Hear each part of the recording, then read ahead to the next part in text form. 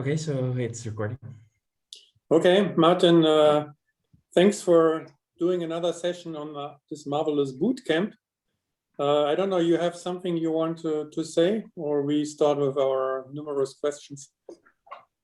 Yeah, so I mean, the session is aimed at answering your questions. I hope that you have questions, and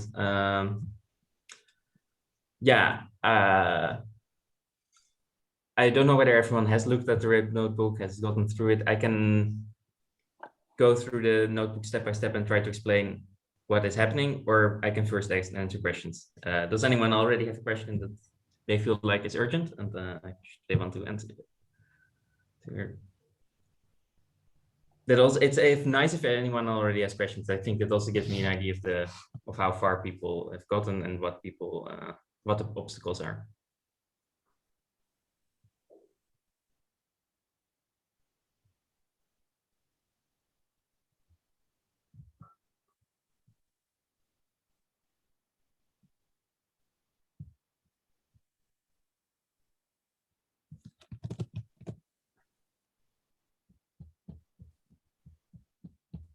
Okay, otherwise I will explain a bit of what's going on in the notebook, if there are no questions. Perhaps to explain what the notebook does each bit at a time, maybe. Yes. Okay. Let me share.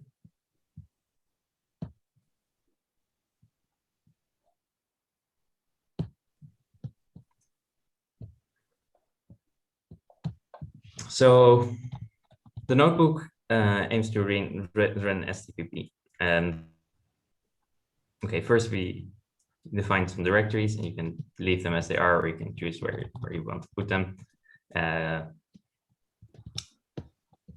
Then, so there's a couple of parameters that are important for the numerics, and you have to choose them well. So one of them is precision. It's found that you need quite a high precision in the bootstrap, in conformal bootstrap, in order to get reliable results, to get the problems to converge. And how sensitive is the calculation to this? If you set the precision, say, to 200, it wouldn't work, or? Indeed, it wouldn't work, and it would just not converge. So it would be clear that it's not working. It's not giving you the wrong result. It will just not converge. If you set it, say, to 1,000, it would take too long, or? Right. So if you set it higher, it will work, but it will just take longer. I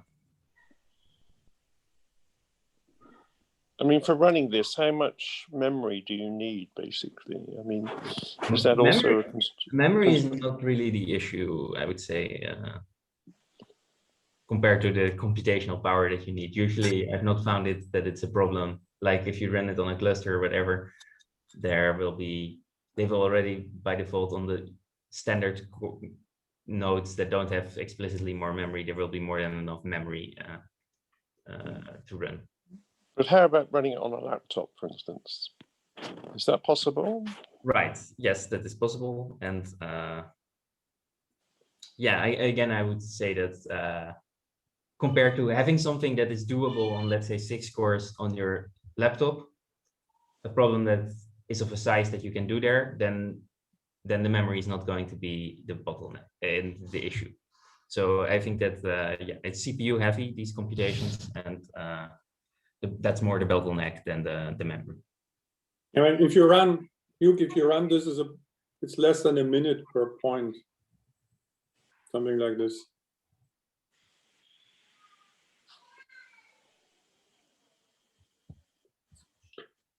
Right. And also something, I mean, this precision is in binary digits. So right. It looks gigantic, but I mean, it's not as gigantic as you think. Exactly. So the line below is Mathematica digits when you convert to base 10, and then it's a little bit less impressive.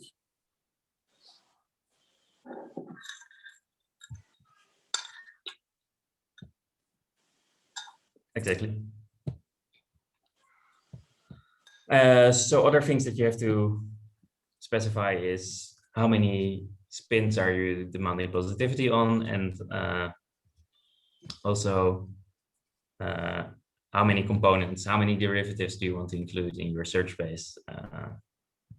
And these two should have something to do with each other. So if you raise one, then usually you have to raise the other, because you get more sensitive to higher spins as you get functional of more components. So when you set the number of derivatives, is it always equally the same number of derivatives along the z equals z bar line as opposed to going perpendicular? Yeah, so I think it was found that that gives you the best convergence.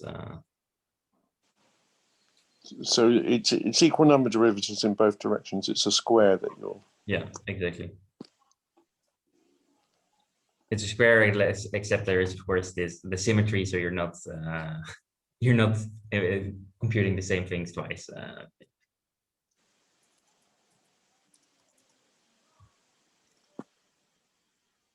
Then when you compute conformal blocks, we discussed last time that you make some rational approximation of times some positive part. And here there's basically two numbers. There's this number that is called order here, which is how many orders of like recursion relations, homologic of type you do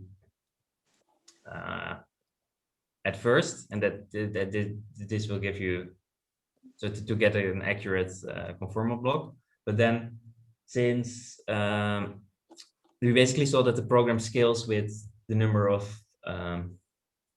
with the degree of the polynomials that you demand positivity on, and because of that, it is useful to approximate, and we're only interested in the behavior of these conformal blocks above the unitarity bound. And so it's useful to, and you have to make some rational approximation anyway, to reduce the degree of the polynomial by basically taking out some poles and adjusting the residues of the remaining ones in order to best approximate for delta above the unitarity, for the dimension, conformal dimension above the unitarity bound, to best approximate the blocks there, but with less, with a lower degree polynomial. And so order is the order that you initially compute, and then poles is how many, is basically the degree of the polynomial that you keep. So the code for the conformal blocks is somewhere in the notebook, is it? So the code for the conformal blocks is called in the notebook, but it's not in the notebook, because it's a C++ code that is included with SDPB, called scalar blocks, that was written by David Simmons-Duffin and I think Walter, the engineer that the Bootstrap collaboration, Walter Lundy hired, has also optimized it. So we call that, and we will see down in the code how we call that. But it's included with SDPB, so if you've managed to install SDPB, you should have the scalar blocks, and this is like a standard way to compute it. And you can run it in different dimensions as well as 3. Yeah, you can run it in different dimensions as well. So Marten, what you in the literature I read is capital lambda. Is this n max, or is there some? Yes, that's actually true. Wait, that should be what this is. Yes, yes. We usually see the much higher numbers in there, or as a factor. So sorry, I'm saying it wrong. Nmax is corresponds to 2 Nmax minus 1 is equal to lambda. So this is lambda 11. So it's not that high, but it's good to just you already see the bounds that you already see. Yeah. So if you want to find islands, what value of lambda would you have to take? Well, finding islands depends more actually on what correlators you're studying and what assumptions you're making. Well, of course, yeah. So here actually I considered for simplicity the single correlator. If you want to find an island in the single correlator for the Ising model, this is possible, but you will have to make assumptions on the stress tensor, the gap after the stress tensor. Is it possible in 3D? Let me 1 second. Yeah, yes. So there's this trick that basically you have some fake solutions that you're not interested in, and you have some physical solutions that you are interested in. And one thing that sets apart like the real solution is that it has exactly a conserved stress tensor, and after that quite some gap. While these fake solutions often they don't have exactly the stress tensor, but they have, for example, something close to the stress tensor dimension, but above it. And so in single correlator, you can actually get an island for the Ising model as long as you put assume a sufficient gap between the stress tensor and the next spin to C2 even operator. So how does the execution time scale with Nmax? What scale as a power of it? So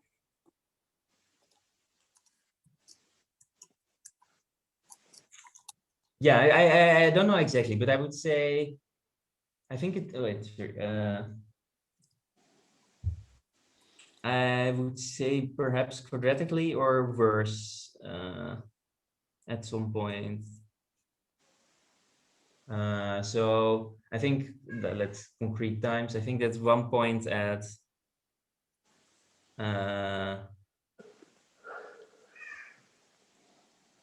let's say, yeah, if you double, yeah, I think at least in the range, let's say lambda equals 10 to lambda equals 20, 30 or something. It probably roughly, I think it's worse than quadratic, let's say, worse than quadratic. Not exponential. That's a good question.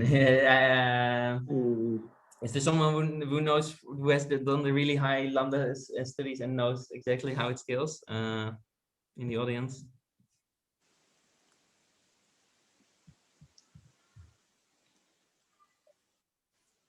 So, but yeah, I mean, you can just see that like up to something like lambda equals 40, 50, that is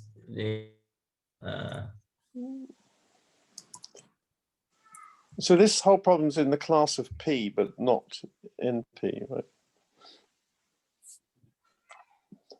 right. I mean, okay. No, it's not an algorithm which tries to match everything, and there is a clear procedure how to go down in this. Right, and exactly, and it also I don't know whether if you would have want to find like the exact BNP, but it gives you some approximate solution. So what about all these parameters in the next block? Right. Termination conditions. I mean, there are gigantically big numbers and they're gigantically small numbers. And right. So okay. The first is max. So STPB uses some interior point algorithm, and the max iteration is just how many iterations you want to do, and usually any problem can be solved within 500 steps. So here I just arbitrarily say that probably if you have more than 500, something is wrong. Maybe if you do a really big setup, you could actually get 500 and it could still be fine. Marten, in my first iteration step, I usually have problems. So if I run it for the first time on a new set of parameters, say new dimension, then right, always screws up. And well, I mean, if I have this at 500, then I do it again, and then somehow it works. What's going on? Right. So I think that what you're talking about, yeah, this is a problem with Docker that I didn't quite find. It's not a Docker problem. It's a problem with it runs properly, but it comes right. But okay, I don't know. If you look at the, do I have an example? Wait 1 second. So if you would run, yeah, I don't know if you use the version, because I commented out because I didn't know whether it was available in Mac. where you can actually see the progress of STPB live. And now you see, I mean, in your last version, you have used the thing which calls the terminal, and you see it live. Right. So perhaps the problem that you're talking about, if I can share. And it has something to do, I mean, when I purge all these input and output files, Yeah, exactly. directories, and then somehow, at least on the second try, it runs somehow, which has probably to do with cold starting and hot starting. No. We don't actually use it starting. It has to do with the fact that Docker, at least for me, the problem is Docker runs everything as root, and then afterwards, it does not allow me to. I actually tried to. So Docker uses the first time that it runs, it does a timing run. Sorry, STPB. So that next time it can run faster, and it saves this and it subsequent runs. But if you change the number of vector components, or you change the number of polynomials that you demand positivity on, then it will try to reuse these old timings, and it can't, and it will give you this error. The solution would be to just clear up the timings every time you switch. You change like the setup, but and I wrote that, but I had some problems because Docker does everything as root, and then I'm not allowed to delete it from Mathematica without invoking root, which wasn't feasible. I mean, I can't automate for other people how they would get root privileges. So I thought that this might be what you're looking for. And so in that case, in the STPB, it looks like, did I do the new share? Yeah, we can see your screen with the output. So then you get this kind of error. So I don't know whether this is the error that you got. So if you get this error, the solution is to throw away these block timings. And then. And what is it good for? I mean, what does it help him to know how long it takes for something? I mean, STPB. In this, actually, so here it doesn't matter. It is for the parallelization. So if it knows how long computations take, some standard computation takes. The reason nowadays STPB has been well optimized to run across like many nodes, many different CPUs, many different nodes also. And when you do that, you have to do this in a smart way that, I mean, when you send something, you need to basically have some idea of how long it will take and how long it will get back in order to smartly parallelize things. And that's what these block timings are for. So actually on your laptop, it shouldn't actually even matter. It doesn't need to do this. Yeah, I don't think there's an option to switch it off.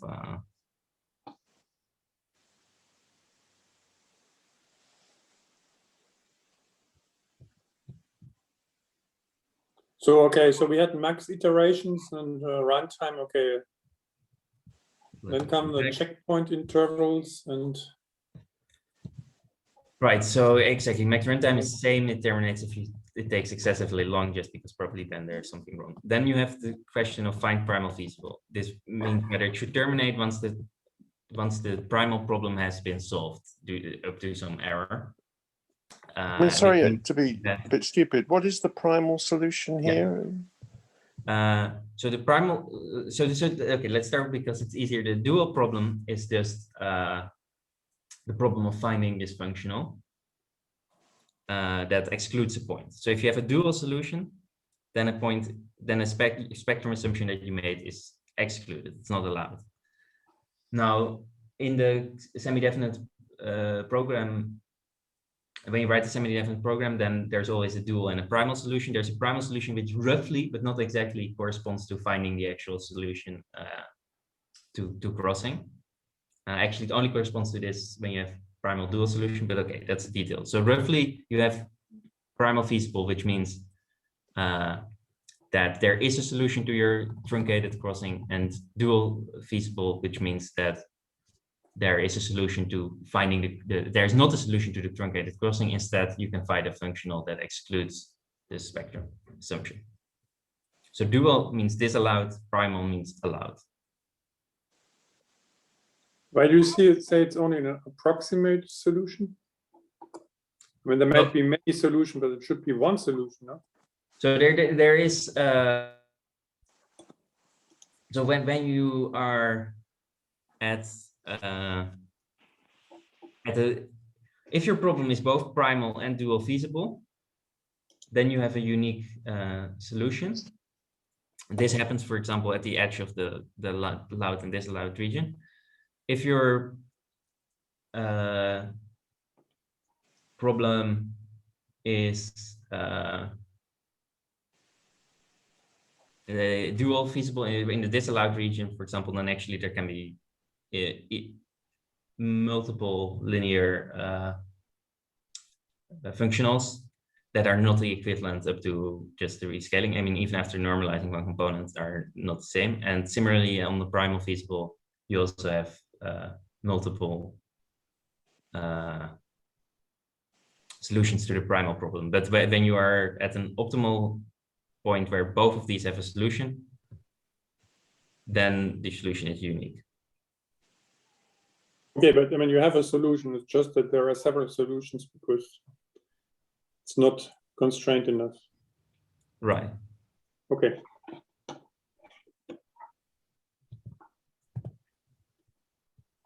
And so here we have detect primal feasible jump and detect dual.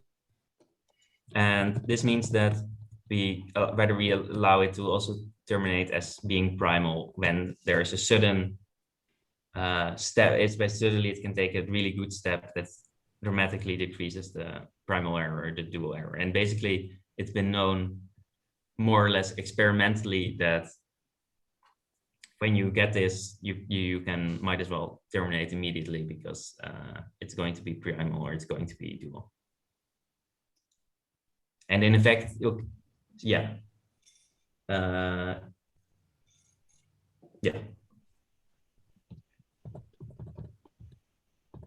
So this has to do with the fact that you have this constraint optimization problem where it wants to do like it uses some Newton-like algorithm and wants to make some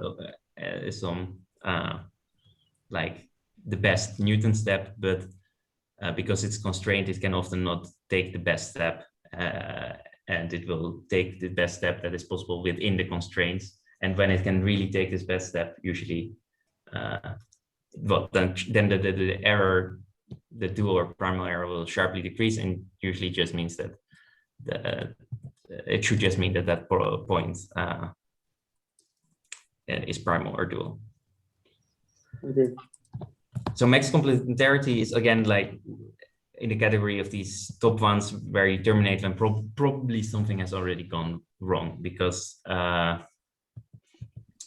yeah, it means that the primal and dual problem are running away from each other, and that usually just indicates that this seems a very large number here. I mean, right. So that's kind of the point, right? So this is something that terminates when you're basically your problem is running off to infinity, and there's something. Usually when this happens, then you ask them like, there's two things that can. One, you just did something wrong. You gave it crossing equations that just are not. You made a mistake, and there's just you put something wrong in the problem, or there is another case where it can happen is when, for instance, you optimize something. We saw that you can optimize like an upper bound or lower bound on OP coefficients, and when this upper bound or lower bound is infinity or minus infinity, then this can also happen. So if you're trying to ask what is the lower bound on this OPE coefficients, but actually your problem is such that you can just make it infinitely negative, then you'll run into this kind of issue. So again, it's high because this some intermediate points grow a bit, but then it should always go down again. But when it's just running off, then there's something wrong in your numerics, and you should look what's wrong. I mean, it's not as high as one thinks because since the conformal blocks, I mean, you don't divide by the. I mean, there's a normalization in the denominator which is not used, if I understood correctly. So the numbers you see are 10 to the 40, and this is indicating that the program is running very nicely. So then 10 to the 100 is not that big. But it starts off much smaller than the max complementarity, like 10 to the 28 indeed, or something, yes. When you had this output on the screen. Right, I can share that again. If you...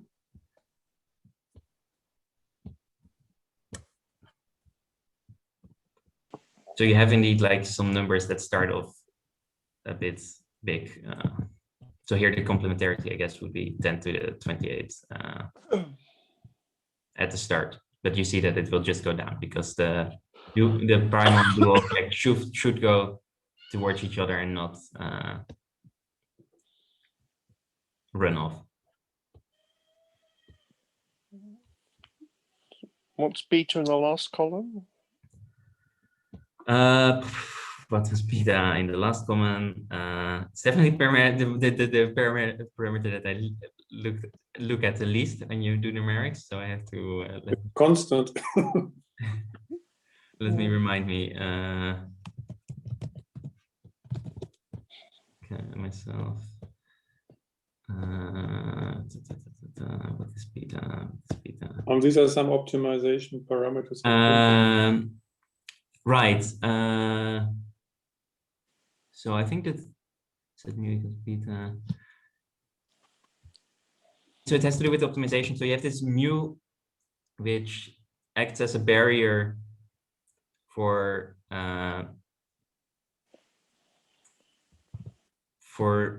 remaining positive definite, and beta is basically how much this gets decreased on each step. I think that's, yeah, I mean, not exactly, because this is a number that's clearly, but yeah, so it's some parameter that decides like how far you are from not being positive semi-definite, and yeah, how much this is allowed to decrease with each step.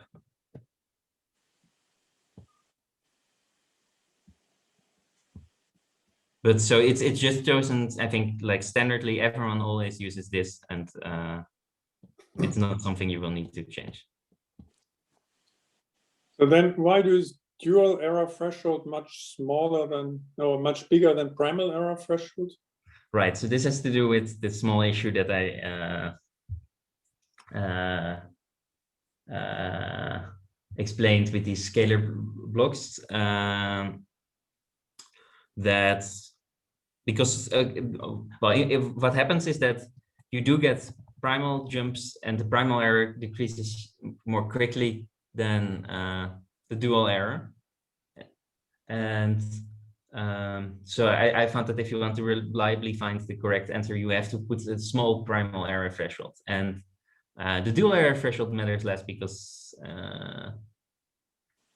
you can take, if it reaches this, then it would also reach smaller. But with the primal error, you have to put it high in order to not have it outpace the dual error, even for a point that is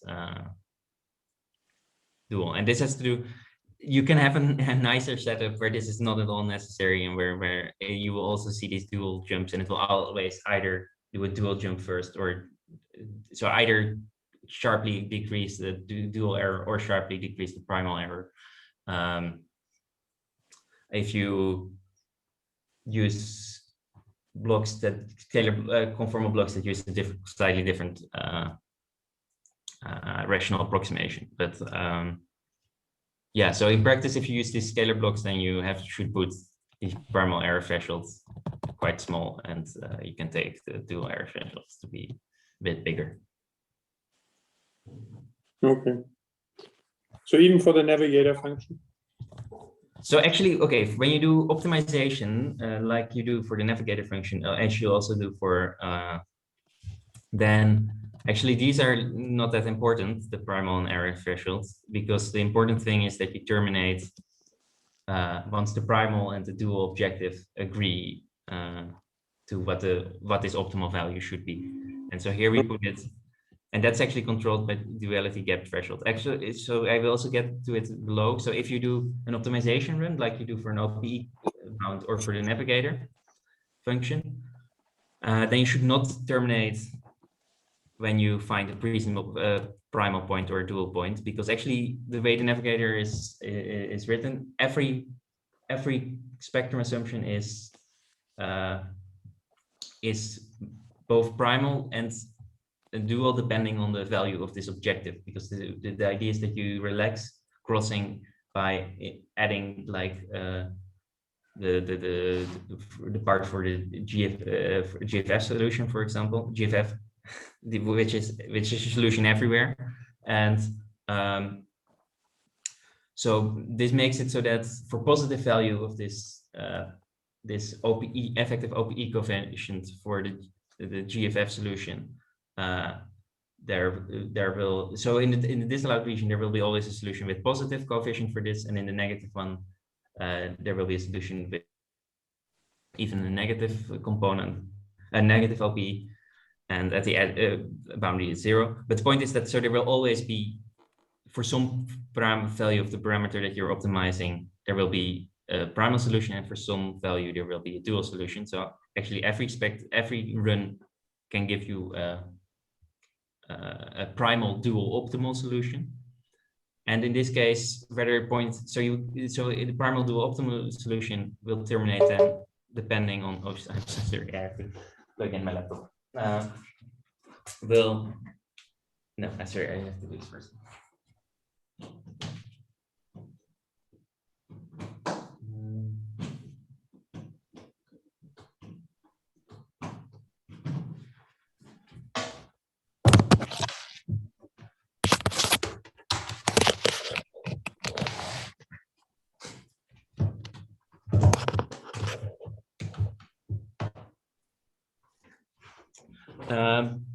So the point is that you will always can reach primal dual optimality, which means that you can find this optimal value within the precision that you specify here. So ask only for 5 digits, but you can easily ask for 20, and it should not even affect the running time that much. And so in the case of the navigator function, you have a very clear termination condition. It's just that primal and dual objective agree that on this value, and the difference between them will give you the error, and you can make that arbitrarily small. So in that case, it's really clear, because you will just get that something is either a positive number or a negative number, and depending on that, it will be allowed or disallowed. And you actually get a concrete error on the number that you find that is given by this duality gap threshold. So you really know, even when the number is 0.0001, you still know exactly whether it's greater than 0 or not, because you can just specify that you want more digits of precision than that here. So if you put minus 20 here, then you get a number with 20 digits of precision. And in the navigator, if it is positive, it means that the point would have been disallowed in the original crossing equations without the relaxation. And if it's 0 or negative, then there is a solution where you don't do this relaxation, and where the effective OPE of this solution the GFF solution, which is not the solution you're looking for, is 0. So there is a solution to. Marten, when you say, I mean the GFF Gaussian free field, I think, no solution, you put so we have the dimension of phi, I mean, or sigma, I mean the ones going in, and then you put the dimension of epsilon to twice that, and that's the vector you give. Right. So I also had some slides. Maybe it's better to show some slides on the. Okay, but anyway, yes. So the principle is, I mean, so you could either add the complete GFF solution, but the simplest thing is just to. So the GFF is a free solution that you can solve, and that that is a solution to basically for every like spectrum assumption. Well, it's every interesting spectrum assumption that you would like to make. There is a GFF solution, and so this relaxation is chosen such that there is always this solution, and so that you can always find converge to this finite number. And in fact, it's also bounded both by the actual OPE value of this GFF solution. And sorry, so what was the question? Yes, so in practice, what we do is the only thing that you need to add to be sure that there is this GFF solution the only thing you need to add to the crossing equation is the GFF operators that you are explicitly excluding by your spectrum assumptions. So if you maximize the gap, you say like there's no scalar operator below 2, then for delta sigma is 0.52, then you would have to add to the crossing equation, which we'll see below how you do that by choosing a certain normalization. You should add the missing operators, which in this case is just 2 delta sigma. That is the operator in the free GFF solution that you excluded by your assumption that there is no singlet below scalar below. And then somehow you try to minimize right. So then that direction. No? Exactly. Then we will solve an optimization problem that will minimize this contribution from that we had to put in order to relax crossing to always solve it. I can wait, sorry, let me close the door for noise.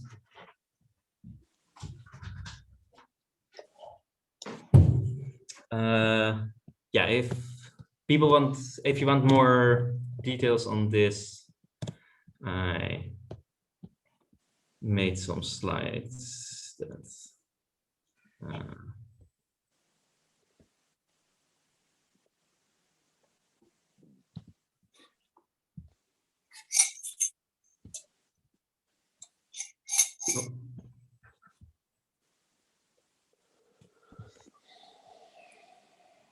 so the idea of the navigator function is that we had this crossing equations, which you can write as like an identity part plus some other part which you allow by the spectrum, and where here f are these crossing functions already of the anti-symmetrized blocks, and we saw that normally crossing equations say that this plus this equals 0, but if we also allow some other term such that there is a solution to this problem for any spectrum assumption. Here I wrote like your assumptions as on the spectrum simply as S of delta star.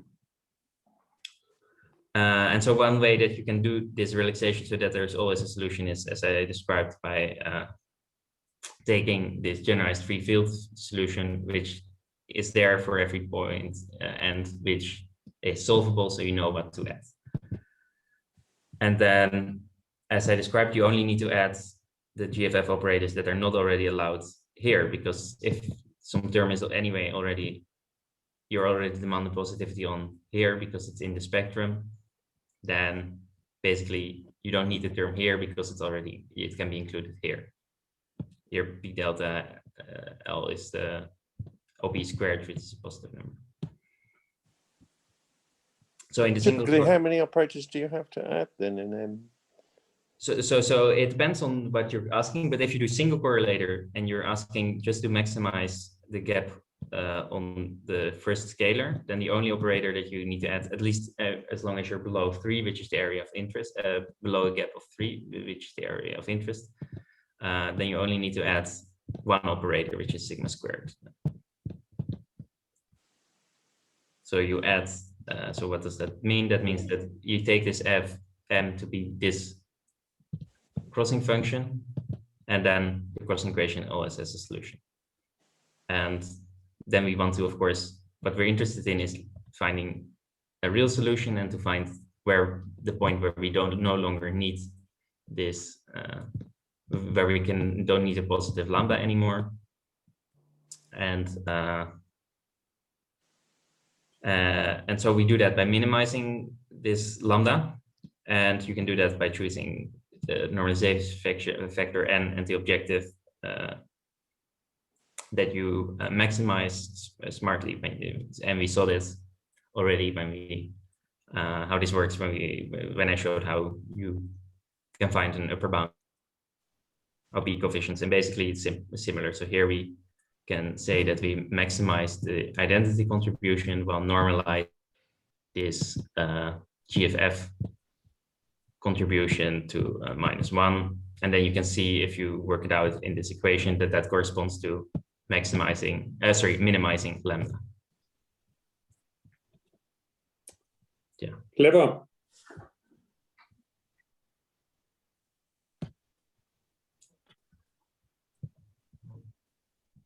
Oh, did I miss something in chat?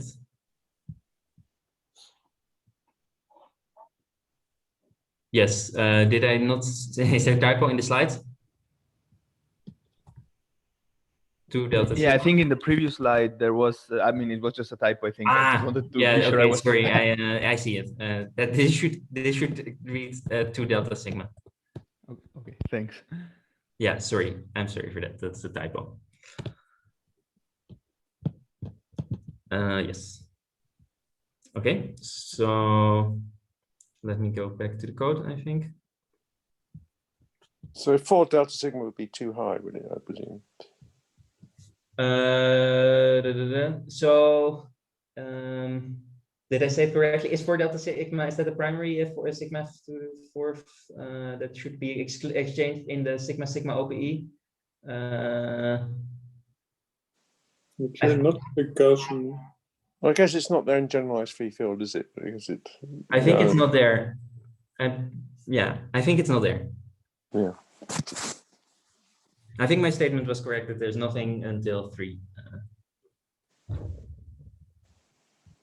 So in the area of interest, there's nothing else that you have to put there. So I was, am I back with sharing the tutorial? I think I'm right. Yeah, yeah. Okay, so there's some other things. So you can ask whether you want points. If you can use these checkpoints to hot start, but here for simplicity we don't do that, and so we don't want a final checkpoint. Similarly, you can have checkpoints after a certain time, because if you have a long task, you don't want, just because your cluster or something did something strange, you don't want all the progress to be gone. So you want to write checkpoints from time to time. Then these you can also, it's you basically mostly you can just leave these as they are, and they set some initial scales so that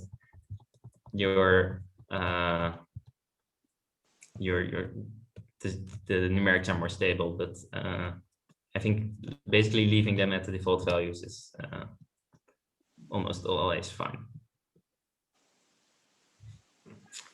Okay, so now we want to use all these parameters that I defined, and so we write them to a files that you can call. And importantly, we write 2 sets, one for what we said, like when we want to check primal dual feasibility and we want to just terminate as soon as we reach a certain error threshold, and another set where we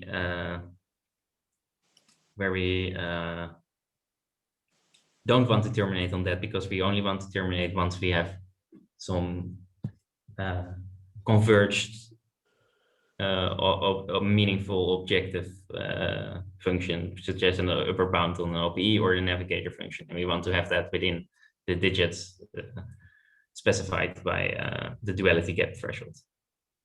So the only change is in primal error threshold? So I no, also in oh wait. Sorry, it's here. It's not the clearest. Also, the most important change is that we put final. So find primal feasible before we put it to 1, which means that yes, terminate when you find primal feasible, and now we put it to 0, so it means don't do that. And we do that for all these detect primal feasible jump, find dual feasible, and detect dual feasible jump, because we just want to terminate only when we've converged. Then so you will be calling scalar blocks for for tables of derivatives in Z and Z bar. And when you call it, it has a certain parameters, which are delta 1, 2, which is the difference in dimension, delta 1, delta of the first operator in your 4-point function minus the dimension of the second one, which in this case is 0 if we're doing just a single correlative. Sorry, what's the question? No. You have to specify. Well, these blocks have some characteristics like the spin and the number of derivatives and these approximations that are used. And so, yeah, this part of the code is just a way to, what you need to be doing is write these vectors that contain like a certain derivative of the certain combination of derivatives of conformal blocks, where there was also this extra factor of just 1 minus z bar to the power delta phi, if you remember the crossing equations. And so these functions are just there to write from the conformal blocks, write them into these vectors. And depending on the symmetry of f, we saw that in the single correlator, this f is antisymmetric, and in other cases it is symmetric, and depending on that, the non-vanishing derivatives in Z and Z bar on which you want to impose this positivity will be either odd or even derivatives, and so you use this. So this is basically just to construct these vectors. Then there is this prefactor which is positive, which in principle does not matter. What do you write finally to SDPP? You write the conformal blocks, or you write the f function? You write the f function. Okay, so that's why it takes so long. I mean, these routines, because this has to be properly done. It has to combine them in the proper way and put them in vectors, and this part has not been done in C. So indeed, it's not. Okay, you first reconstruct the full conformal blocks from the derivatives, and you do your operations, and then you find again the coefficient, something like this. You reconstruct. No, I mean you just have to create a vector where the first entry is, let's say, the 1,0 derivative of this crossing function f, and of course that means that you have to multiply the conformal blocks that you computed times some prefactor, and you just and then and you do this then you construct this whole vector, and then that is the thing that you give to STP. But the prefactor mixes all the blocks. No? Sorry, 1 minus z to the power or something like this. And I mean, you just it's just chain rule, right? So you can combine the derivatives in the proper way, right? Sure, but I mean it mixes all the conformal blocks. It mixes all. Since you have this prefactor z to the phi or something like this, which you have to derive around 1/2, and then this is multiplied by the sum of the conformal blocks. I'm not clear now.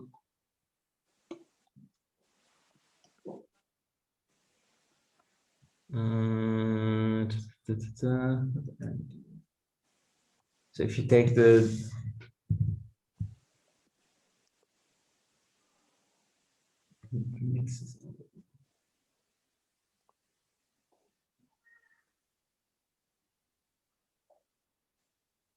I mean, I think it's true, but I don't think it affects the point that you just have to. You can just write it term by term, and I mean, it will be the same as whether if you want to construct the derivative of f delta comma L, it is sufficient to just take this derivative, and it will just consist of some derivative that depends on the first part times the conformal block that you computed. I mean, it's explicitly, it's the series equals series 1 minus z1 minus z bar to the delta phi, and then f, I guess, is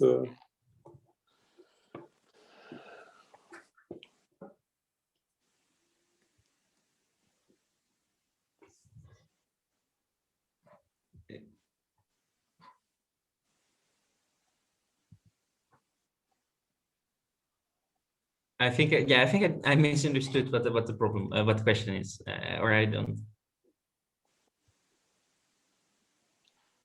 I mean, we have the conformal blocks we already have as a series in z and z bar. No, Yes. sorry, yeah, the conformal blocks, but we have to calculate the f function. So there I see that there is 1 minus z1 minus z bar to the delta phi. Yes. And it's multiplying something called f, and then I mean, Mathematica generates all the derivatives. Right. It Exactly. might be even more efficient to do this. To already compute it, like 1 minus z minus z bar once and for all, and then. right. I mean, it's true. I mean, well, once and for all is the question what you mean. I mean, if you do it, so here the choice is to, I mean, there's two parts. I mean, one, surely it would be better to do this in C++. If that's the point, then the answer is yes. If the question is it better to do it for symbolically? That's another question. I mean, is it better to do this computation once symbolically, and then, or do it for different values of delta phi? Is that the question? I imagine if I do it symbolically in delta phi, get the series, store it somewhere, and then I put the requested value for delta phi, and then then ask Mathematica for the product. I think that might be faster. Right, that might be true. Maybe it's anyway. I don't know where's the bottleneck, because Mathematica takes so much time compared to SDPB, whereas it's not doing much. So is that, are you saying that Mathematica? I mean, I think that's also not my. I mean, it should be that. I mean, Mathematica takes at least Mathematica a quarter of the time of SDPB, which is kind of ridiculous. Right. So I think there are. So this is an simple example code. I think that there might be better, but I mean, it is true that. Especially with the STPB part evolving, that nowadays I think that it used to be that people didn't care about this setup part because it was small compared to STPB, but actually that now it is of interest again to improve it, because actually it becomes also important to set up all these things and optimize this. Well, maybe we can ask Walter to program this in C. Right. Eventually, it would be good to do like indeed all this assembly in. I mean, assembling the parts just in something that's really optimized. Because my scalar blocks is faster than this. Right. Doing heavy lifting. Okay, but I mean, maybe we go on because I don't want to interrupt you. Right. So I think that we might not get also through the whole thing. So damped rational is something that takes care of this. So we said there was this positive prefactor which has this exponential part and this part with over all kinds of poles, and it doesn't affect the equation, so you can just divide out this positive part. But it turns out that it's useful for the numerics to actually keep track of this somehow and encode it in okay, then we get to quite the specifics of STPB, but somehow use this information when I told you how we encode like positivity of some polynomial using some polynomial basis, which in that case was chosen to be just monomials. So I gave you an example where you had like this vector 0, x squared, etc. In general, it's also found that it's more effective to use some other basis that is more suited for the problem. So a lot of this is just about the numerics for like, yeah, getting faster, more stable numerics. What is important to tell? Yeah, also STPB is just the way it's formatted. It's written. It actually uses the normalization component, the renormalization condition to eliminate one component, and that's what happens here. So actually, yeah. So also when you look at the functional, for instance, for plotting, you have to remember that you have to undo this to get back to the original functional search space. So yeah, basically this is a function that does all this technical stuff for you, and given an object that is called STPB within there, an objective, a normalization, an objective vector, a normalization vector, and these polynomials, these vectors of polynomials, okay, in fact they're matrices because it also allows for multi-correlator bootstrap where you would mount positive semi-definiteness on matrices instead of positivity on polynomials. But so the main object that you have to construct is this STP, where you give it three things, which is this objective vector, which could be zeros if you're doing this trivial stuff where you want to just find a final primal or feasible, a primal or dual solution. Or if you, you just want to test feasibility, or it can be something that is chosen such that you get a meaningful objective, such as the navigator or the OP bound. And normalization is just the normalization vector that you normalize on. So this can be the identity, or it can be in the like this GFF operator. And then there's the list of these polynomials that you're depending positivity on. So the main thing now is to just write this object and feed it to the thing that will write the bootstrap equations in a format for STPB.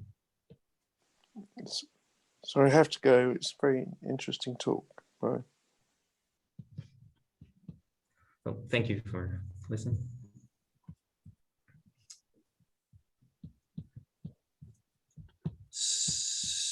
So finally, we need to construct that object, this object STP, with the objective vector and normalization vector and these polynomials on which you depend positivity. And of course, the exact things that you feed it depend on the problem that you want to solve. And so here is an example for if you just want to maximize the gap on the first scalar exchanged in the sigma OPE. And so you can, okay, it depends on this delta phi, the operator, the dimension of the external operator. It depends on the gap that you want to test, on the number of functional components you want to keep, and the orders of the polynomial and the spins that you want to mount positivity on. And then what do you need to do? You need to construct these Fs, as we said, like you have to do this, combine them in the proper way and load them from scalar blocks and write them. The keeping track of poles is just for stability of the numerics. And so here you give this prefactor, which is like everything that is positive and that you excluded from your polynomial. We'll put it as the first entry in this thing called positive matrix with prefactor. And then the second entry should be this vector of polynomials that you demand positivity on, which with in fact like one extra list, because I'm saying vectors of polynomials, but actually what STPB expects is vectors of matrices polynomials, because in your case it would be a matrix. And so also in the single correlator should have like one extra layer of list. It has the proper format, because then it expects a one-dimensional matrix.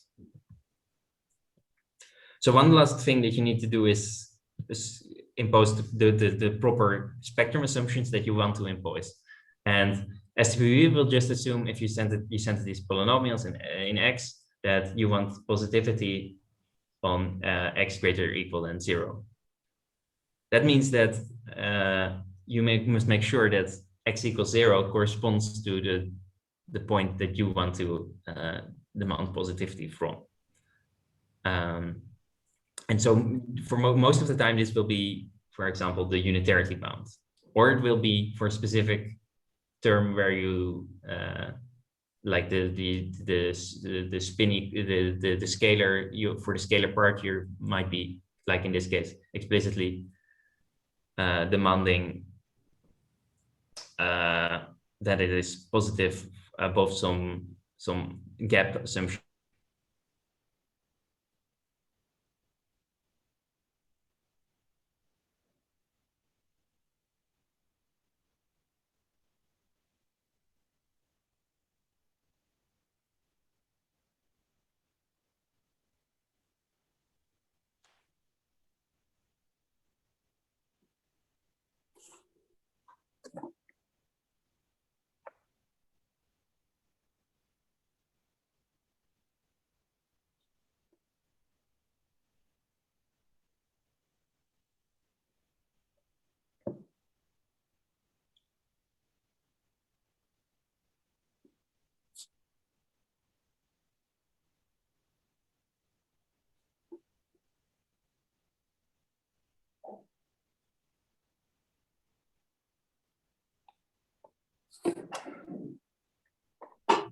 I got kicked somehow.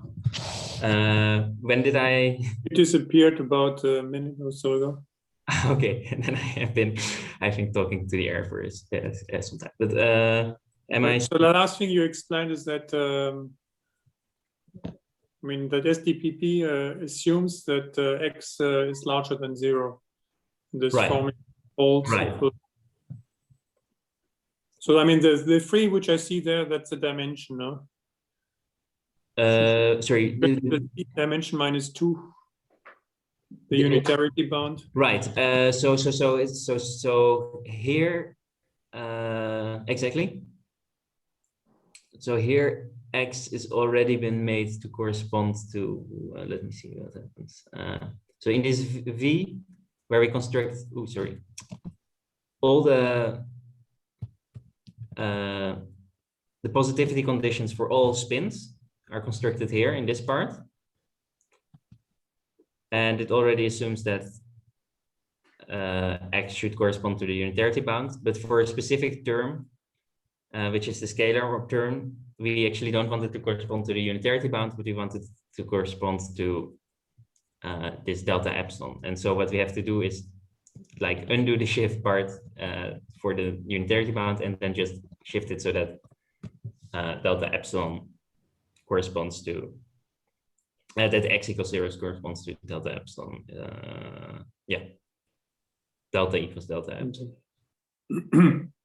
So just a stupid question. I mean, there is a 3 up there. That's not the dimension, though. That has something to do with the entry of a matrix. Sorry, this 3? No, the 3 a little bit up.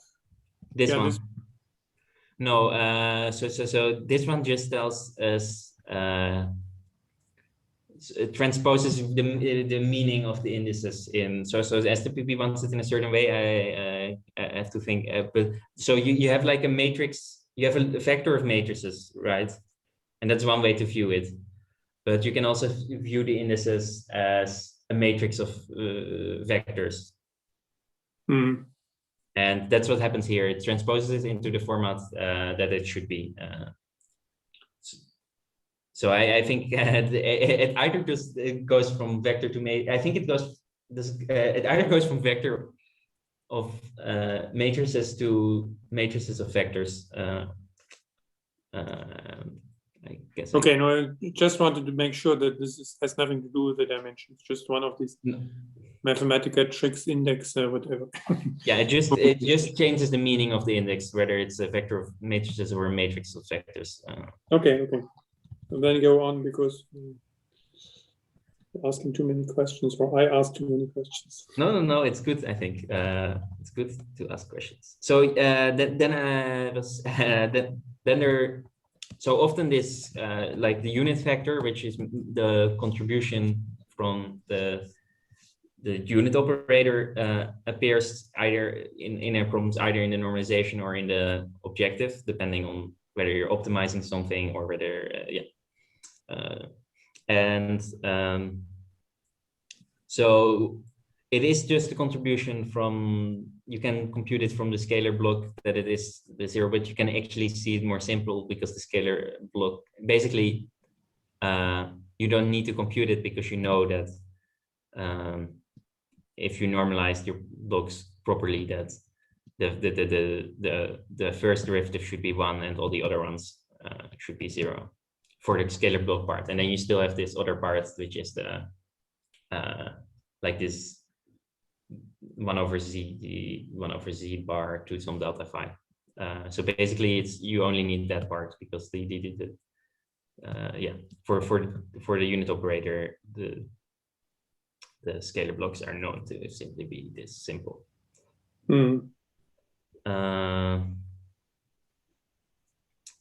So here we were doing like this standard feasibility setup where we take the normalization vector to be the unit vector and the objective to just be trivial, to be zeros, because we are just interested in any solution, and we don't care whether it optimizes something. And yeah, then it calls this write bootstrap, and then it writes an XML file. And so the very simplified workflow that we use here is that you generate blocks, you write the appropriate XML file, and then, okay, one step is that you have to convert the XML file to the input at the new STPB text, but okay, that's unimportant. And then you just run the last XML file that you made. I mean, normally you might want to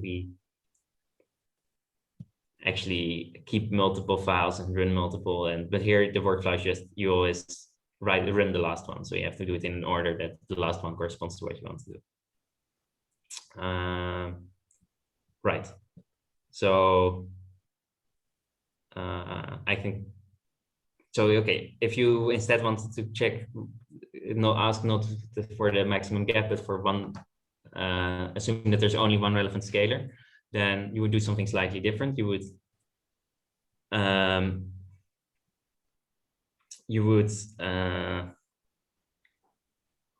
would still shift similarly to what you did before, the scalar poles, such that in this case x equals 0 corresponds to 3, or because you're demanding only one relevant scalar. But then you also include separately this vector of crossing equations for one fixed point. So for x equals delta epsilon, and so you only demand positivity on this, and this becomes a vector of numbers. So you only demand positivity on this specific vector and above, for everything above 3. And for the rest, it would be the same. And then you can find that, and you can also find, in that case, you can also find a lower bound on where epsilon should be. These are the basically the same questions, but this is the navigator function for that. And so one thing that is different is that we compute the contribution for this GFF operator, which is at 2 delta phi in this language. And then we use as normalization minus that, and as objective unit vector, and then then that sets up the problem, the STP for the navigator. So can you just backtrack? So So you add this additional vector, which is, I mean, the free theory, generalized free theory vector, you add it to the allowed. No, actually, that's not what we do. We just normalize on it with this negative sign, which you can see if you look at the crossing equations. Similar, yeah, I quickly showed it in slides, but I guess it was really quick. But also last time I showed it in like the OP, you can show that normalizing on this is equivalent to adding it to the crossing equation. Okay, because anyway, it's, Sorry? since you don't make exclude anything below, so anyway, it's there, no? So it's just a normalization, which is different. Sorry, in this case, I excluded the GFF operator by the gap assumption. So this one is specifically, this one was for one relevant, it's one at delta epsilon, Okay. but also in the one with the gap, the point is that you will always be excluding this GFF solution, and yeah, that's yeah. So when you use this GFF navigator, then you always are excluding at least one GFF operator. So you have to, if you got, otherwise you can't really use this GFF navigator. We also gave a sigma navigator, which also which it does the sum, which would still work. But also the point is that almost never is it interesting to look there, because if you're looking at, if you're not excluding well, if you're not excluding the GFF3 theory, then you're looking at the GFF3 theory, which you already know. So usually that's, you should always be excluding them. So the only change in the lines now, I mean, I could do a compare, is that you change the norm. That's what it is.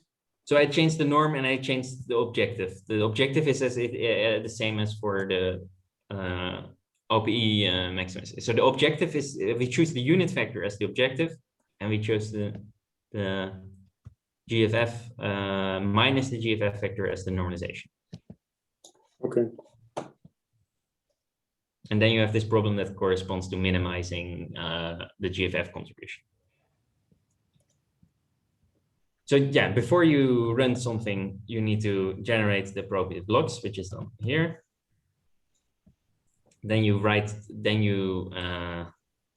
well, basically you call one of these functions, which writes the appropriate input for STPP, although the new STPP takes slightly different input, so we convert it. Of course, it would be cleaner.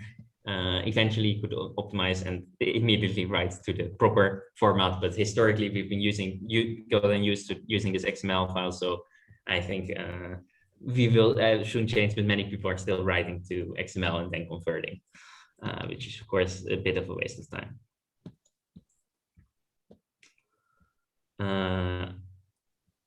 So run STP is a function that runs the last XML file that you wrote. And you give here the option to use a certain parameter file, which means that we at the start, we wrote two sets of settings, one's for when you want to feasibility. So for search, so where like find dual feasible and find primal feasible for set to 1. But when we optimize, we want to set this to want to use this different set where we set these to 0. And so yeah, so this takes an argument, and by default it will use the feasibility one, but if you want to use the other one, you should specify that. And this is basically just a wrapper that runs things in the proper order, that it writes the XML, converts it, and then runs STPP for a feasibility search of a epsilon gap. This is a function that uses bisection to find the boundary. This is a similar wrapper for computing the navigator function. Yeah, there's some repeated code. It's not maybe the nicest, but yeah, this is basically the same as above, but now for one relevant scalar, and then again the same, but for the navigator for one relevant scalar. When you read the objectives, you have to convert from the format, which is like C format, that numbers are presented in the STPB output to Mathematica numbers, and so that is what this is meant for, so that we can get like things to print out a number that's a Mathematica number that we can use. Well, and then yeah, so for example, one thing that you can show with this file is show the navigator function for, say, a fixed value of delta. As we change the dimension of delta epsilon, and you will find that it goes, well, it does what you expect. It's never negative in this region that is allowed, and around it, it's like a bit curved towards it.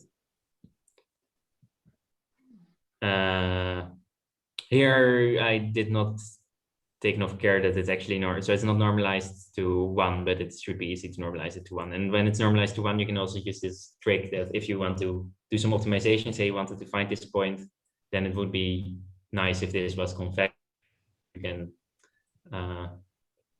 do that by not optimizing directly the navigator function, but optimizing the navigator function some transformation where you use the fact that you know that it asymptotes to a certain value, and where you basically stretch these values up when they're close to that asymptotic value, and then you can optimize more quickly. But okay, that is another thing. So this you can use to find the negative region. You also know for sure rigorously that you didn't make some strange mistake with the primal error threshold or the dual error threshold, because you really know within the precision specified, which in this case was 5 digits, the value of the navigator function, and so you know whether it's positive or negative, and so whether point is excluded or allowed. Yeah, so I think that was what I had to say, and now there have to be new questions by now.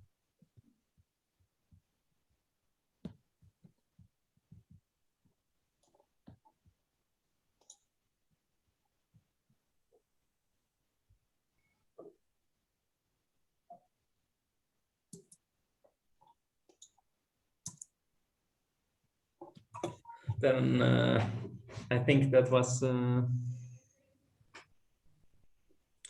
bootcamp. Well, of course, I still have many questions. And you're still allowed, of course, to just ask me afterwards. Okay.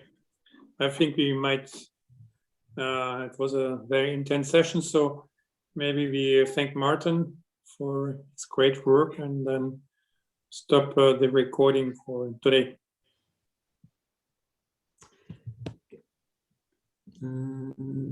Wait, can I still? Yeah, stop recording. Okay. Okay.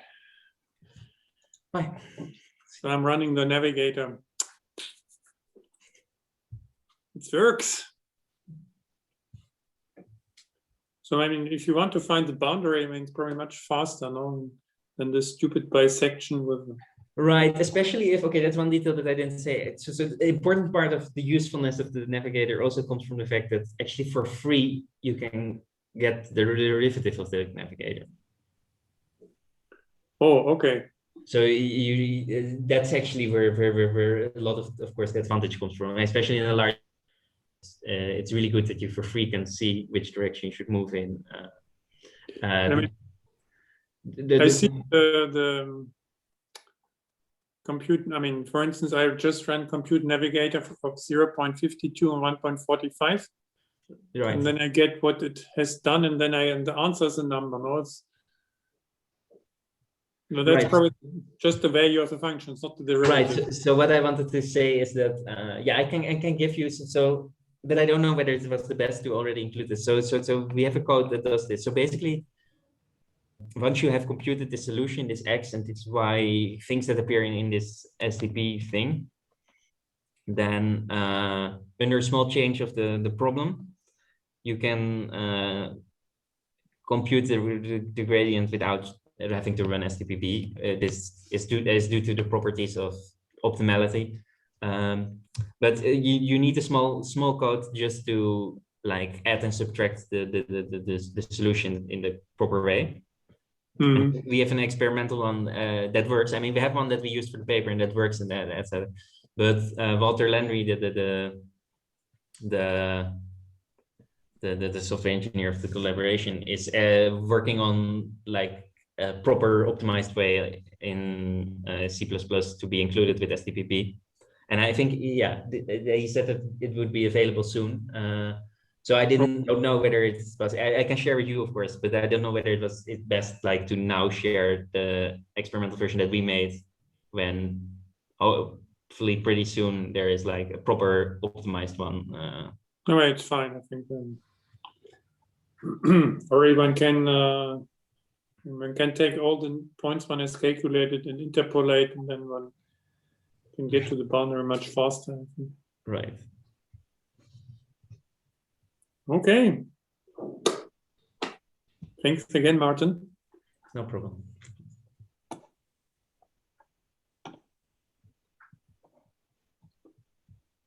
So I think it was important. Is it still important that the meeting gets ended and can? Oh, did I stop already? No, I didn't stop. I thought I already said. Oh, it's still recording, yeah.